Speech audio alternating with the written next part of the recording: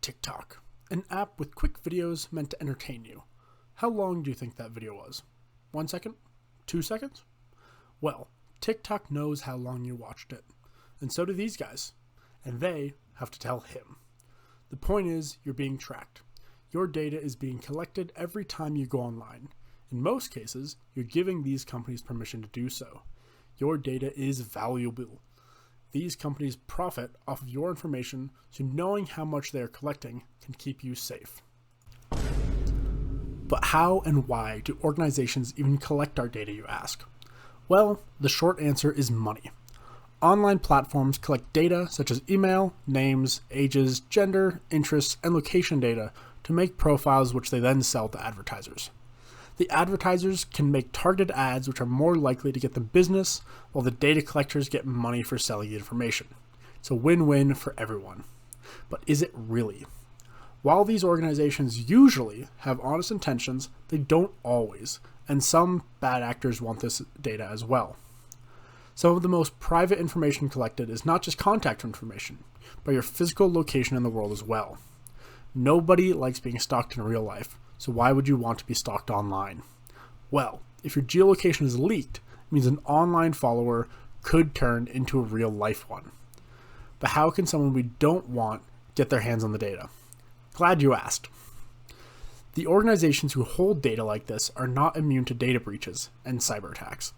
In 2021, a massive online professional networking tool, LinkedIn, was the victim of a data breach.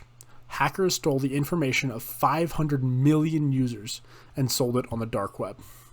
The information that was exposed ranged from names, email addresses, phone numbers, gender information, and links to personal and professional profiles. The effects of this included the spamming of 500 million emails, phone numbers, brute forcing passwords for profiles and emails, along with mass targeted phishing attacks. Many of these companies generate their revenue through the collection and selling of their users' data.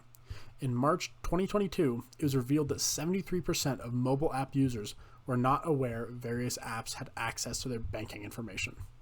TikTok, while explicitly asking for access to users' banking information, does state in their terms of service that they do collect keystroke patterns or rhythms from the devices that are used to log on to the app, as well as devices connected to the same network that a TikTok device is connected to.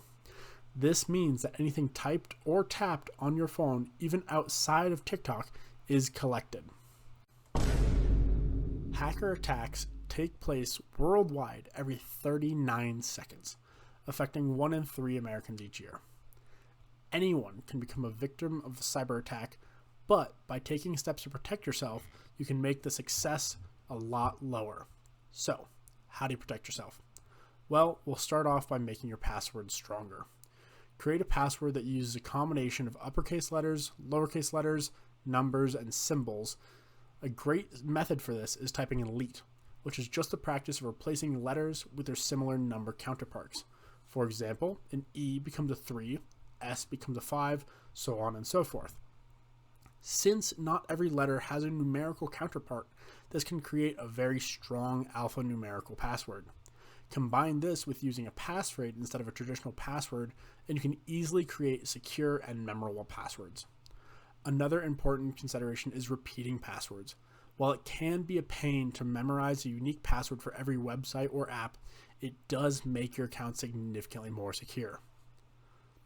After making a strong password, you should also enable two-factor authentication whenever possible. But what is it? Two-factor authentication is a security measure that protects your online accounts by requiring 2 forms of identification to your account. 2FA works after typing in your password, as it will then require another form of verification, such as a 5-digit code sent to your phone or a phone call from an automated bot that tells you a 5-digit code to make sure it's you before letting you into your account. 2FA provides a crucial extra layer of security for you and your important information. Even if someone gets your password, they won't be able to access your account or information.